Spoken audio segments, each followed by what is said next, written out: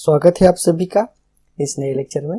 तो इस लेक्चर में हम देखेंगे रिवाइज्ड एंड सप्लीमेंट्री एस्टीमेट, जो कि थर्ड टाइप चल रहा है हमारा डिटेल्ड एस्टीमेट का। तो चलो देखते हैं कि रिवाइज्ड एंड सप्लीमेंट्री एस्टीमेट क्या होता है, कब प्रिपेयर करते हैं, तो सब कुछ इसके बारे में देख लेंगे इस लेक्चर में। तो सबसे फर्स्ट पॉइंट हमारा, during execution of works sometime it is necessary to revise the original estimate due to increased volume of atom and at the same time sanction of the supplementary works। तो ये क्या करता है, revised and supplementary estimate, ये combination है revised estimate का और supplementary estimate का।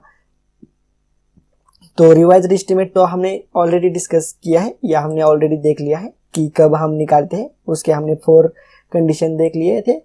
उस कंडीशन में हम रिवाइज्ड एस्टीमेट प्रिपेयर करते हैं।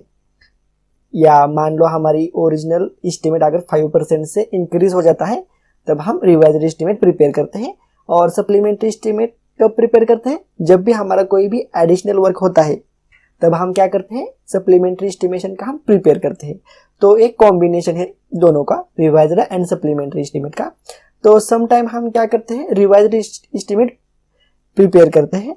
क्यों रिवाइज्ड एस्टीमेट क्यों प्रिपेयर करते हैं, क्योंकि इंक्रीज्ड वॉल्यूम ऑफ आइटम्स, अगर हमारे वर्क इंक्रीज हो जाता है, वर्क इंक्रीज हो जाता है मीन्स क्या होता है, उस प्रोजेक्ट की कॉस्ट भी इंक्रीज हो जाती है। और अगर 5% से ज़्यादा कॉस्ट इंक्रीज हो जाती है तो अब हम क्या निकालेंगे, रिवाइज्ड एस्टीमेट निकालेंगे। और at the same time sanction of supplementary works, जो भी हमारा ज़्यादा वर्क होता है, सप्लीमेंट्री मीन्स जो भी एडिशनल वर्क होता है, उसी के कारण हमारा प्रोजेक्ट की कॉस्ट भी बढ़ जाती है। तब हम एट सेम टाइम हम क्या करेंगे, रिवाइज्ड एस्टीमेट भी प्रिपेयर करेंगे और सप्लीमेंट्री एस्टीमेट भी प्रिपेयर करेंगे। तो ये हो चुका रिवाइज्ड एंड सप्लीमेंट्री एस्टीमेट के बारे में। सिर्फ यही 1 पॉइंट ही लिखना रिवाइज्ड एंड सप्लीमेंट्री एस्टीमेट के बारे में, या आपको एग्जाम में ज़्यादातर डिफरेंस ही पूछा जाता है, रिवाइज्ड एस्टीमेट और सप्लीमेंट्री एस्टीमेट में क्या डिफरेंस होता है। तो अभी तक तो हमने रिवाइज्ड एस्टीमेट भी देख लिया है और सप्लीमेंट्री एस्टीमेट भी देख लिया है।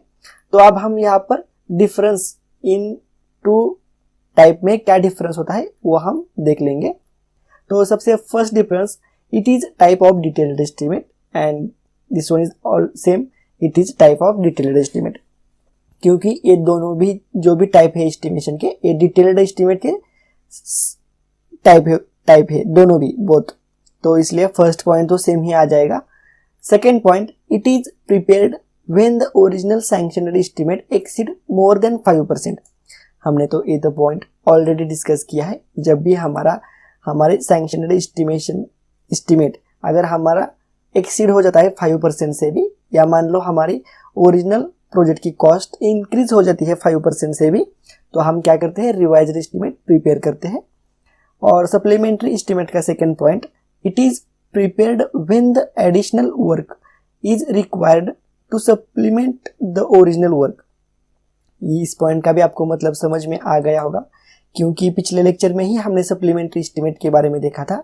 जो भी एडिशनल वर्क होता है, supplement the original work means, supplement means हम जो एग्जाम में लेते हैं ना, एग्जाम में सप्लीमेंट मीन्स एक्स्ट्रा, जो भी हम क्या बोलते हैं उसको, पेपर लेते हैं, तो उसी टाइप में अगर जो भी हमारा ओरिजिनल वर्क होता है उसमें हम कुछ एडिशनल वर्क करते हैं तो उसे हम सप्लीमेंट वर्क कहते हैं। तो अगर उस कंडीशन में हम क्या करते हैं, सप्लीमेंट्री एस्टीमेट का प्रिपेयर करते हैं। थर्ड पॉइंट, डिफरेंस का थर्ड पॉइंट चल रहा है, it is prepared when there is material deviation from the original proposal. Material deviation होने के कारण भी हम रिवाइज्ड एस्टीमेट का प्रिपेयर करते हैं।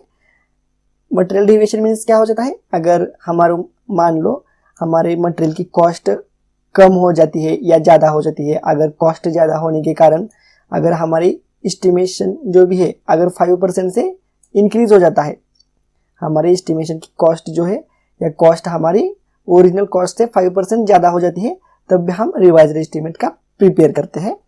सप्लीमेंट्री एस्टिमेशन का third point, it is prepared when some items are excluded और additional items are incharged in works. तो कब प्रिपेयर करते हैं सप्लीमेंट्री एस्टीमेट, अगर हमारा एक्सक्लूड किया जाता है additional items are in charge in works. Excluded means हम छोड़ देते हैं या कुछ काम हम रिड्यूस कर देते हैं ओरिजिनल जो भी हमारा वर्क होता है उसमें से हम अगर कुछ छोड़ भी देते हैं या कुछ ऐड करते हैं, ज़्यादा वर्क हम उस ऑलरेडी जो भी हमारा वर्क चल रहा है उसमें हम कुछ एक्स्ट्रा आइटम या एक्स्ट्रा वर्क हम ऐड करते हैं तो उस कंडीशन में हम सप्लीमेंट्री एस्टीमेट का प्रिपेयर करते हैं। Fourth point, it is required to be sanctioned by the engineer in charge. तो इसका जो भी कौन सैंक्शन करता है, ये इंजीनियरिंग इंचार्ज सैंक्शन के लिए हमें रिवाइज्ड एस्टीमेट का इस्तेमाल किया जाता है। सैंक्शन करते समय जो भी हमने सबसे पहले जो भी एस्टीमेट निकाला था तो उसी में ही हम ऐड करते हैं रिवाइज्ड एस्टीमेट एब्स्ट्रैक्ट शीट में। और सप्लीमेंट्री एस्टीमेट का fourth point, it is required to be sanctioned from the engineer in charge. तो both points are same, revised estimate के लिए भी और सप्लीमेंट्री एस्टीमेट के लिए भी। सैंक्शन करने के लिए हमें दोनों का भी इस्तेमाल किया जाता है बाद में, रिवाइज्ड एस्टीमेट का भी और सप्लीमेंट्री एस्टीमेट का भी। तो इस प्रकार से यहाँ पर डिफरेंस होता है इन टू टाइप्स में, रिवाइज्ड एस्टीमेट और सप्लीमेंट्री एस्टीमेट में। तो इस लेक्चर में बस इतना है। यहाँ पर हमने रिवाइज्ड एंड सप्लीमेंट्री एस्टीमेट कब निकालते हैं ये देख लिया और उन दोनों में क्या क्या डिफरेंस होता है ये भी देख लिया। तो नेक्स्ट लेक्चर में हम नेक्स्ट टाइप देखेंगे, रिपेयर एंड मेंटेनेंस एस्टीमेट। तो मिलते हैं नेक्स्ट लेक्चर में।